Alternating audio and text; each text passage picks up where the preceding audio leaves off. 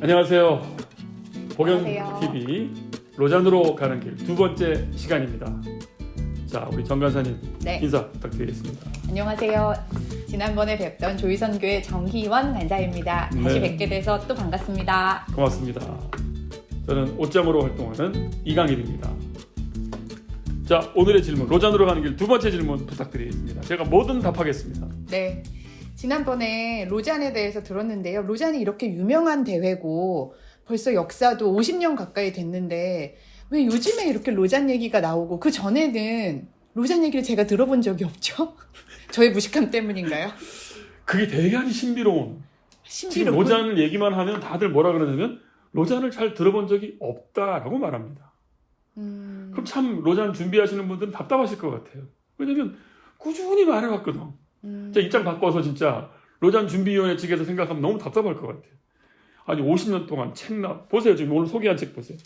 책이 로잔 관련된 책들이 지금 한국에 적어도 20권쯤 있는 것 같아요. 이런저런 책들이. 네. 그런지 나온 지도 벌써 86년인가의 초판으로 전도와 사회참여라는 그 조종남 교수의 책이 하나 나왔어요. 그 이후로 로잔 이야기의 책들이 띄엄띄엄 나왔습니다. 대표적인 책은 저거예요. 로잔 세계복음주의 운동, 세계복음화 운동의 역사와 정신. 네. 그 다음에 한 5년 전에 케이프타운 서약이라는 책. 그 다음에 크리스토퍼 라이트 하나님의 선교. 그리고 여기 이건 이제 존 스토트랑 이제 빌리 그레함인데 이것도 다 번역된 책들이에요. 네. 다 있어요. 다 있기 때문에 조금만 관심을 기울이면 그 로잔을 모를 수가 없는데 모른다고 말해요. 홍보가 부족해서 그런 거예요? 그러니까 일단 아닌 것. 홍보 부족은 아니다. 이미 나왔기 때문에요? 네, 이거 나온 거다. 알리바이가 있다.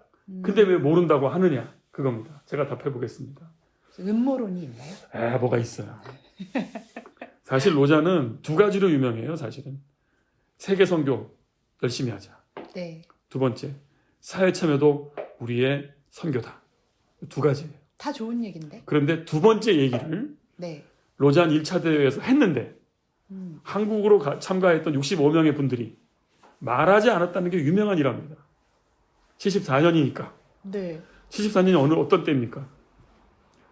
군부 군부 독재. 네. 시위만 해도 잡아가는 때.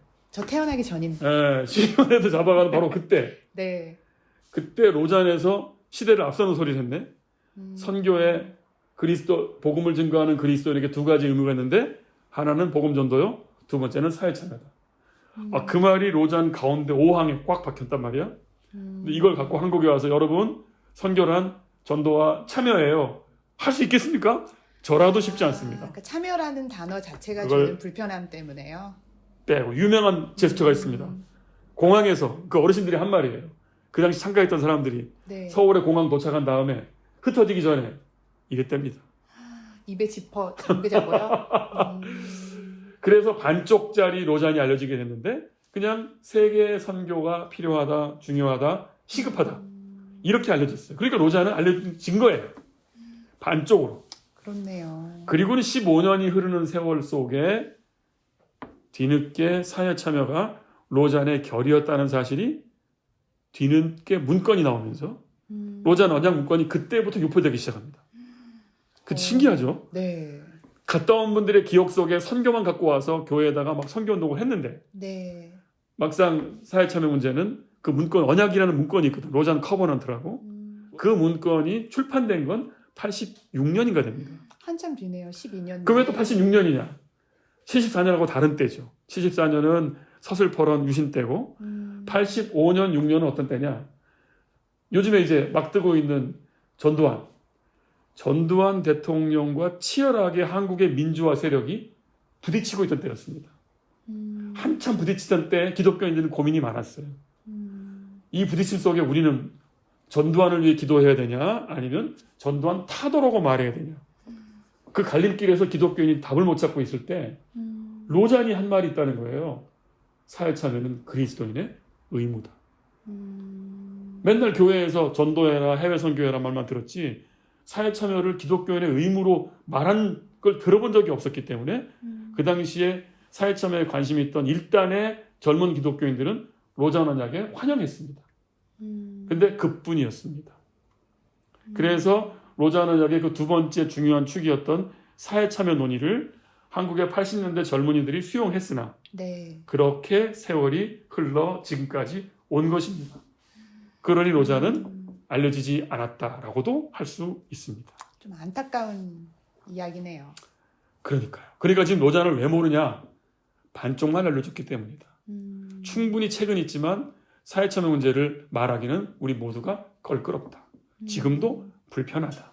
그럼 이 책 자체에는 뭐 일종의 양 날개를 다 얘기하고 계시는데 그럼에도 불구하고 읽혀지지 않고 알려지지 않고 그랬던 거예요? 그렇죠. 가장 중요한 것은 이제 한국 교회의 방향성과 로잔의 지향이 사실은 썩 맞지 않았던 것 같아요. 알다시피 한국 교회가 아니 뭐 사회 참여를 합시다. 어떤 교회가 그렇게 말합니까? 한국 교회가 할 일은 굳이 하는 얘기가 있다면 이웃을 구제하자, 복음을 증거하자, 교회로 데려오게 하자, 교회를 부흥케 하자, 한국이 복음화되게 하자라고 말을 하지.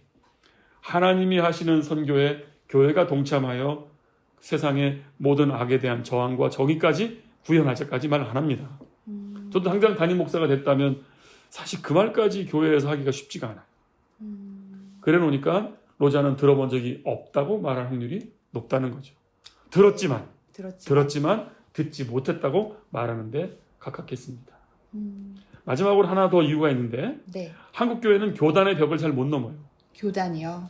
근데 로자는 초교파 운동이었어요. 그러니까 초교파 대회에 여러 교단 대표들이 가긴 했어. 근데 그분들이 돌아왔을 때 자기 교회에다가 로잔 얘기를 할 이유가 의무가 없어요. 그러니까 딱 필요한 얘기만. 교단 대회에 나갔다면 교단 자체부터 벌써 교제, 뭐 성명서 다 교회로 내려갔겠죠. 근데 초교파 대회에 각 교단 대표가 갔다. 근데 돌아와서 할 수 있는 말은 좋은 선교 대회였다. 정도 외에는 말하지 않아도 되는 것이니까 저는 이거 추정하는 겁니다. 네. 한국 교회의 교단별 장벽 사이를 로잔의 초교파가 뚫지 못한 것이 두 번째 이유라고 볼 수 있겠습니다. 네, 좀 납득이 되네요. 네, 이렇게 해서 네. 오늘은 한국 교회가 왜 로잔을 모른다고 하는가에 대한 이야기였습니다. 이렇게 로잔으로 가는 길 두 번째 시간 마치겠습니다. 감사합니다. 감사합니다.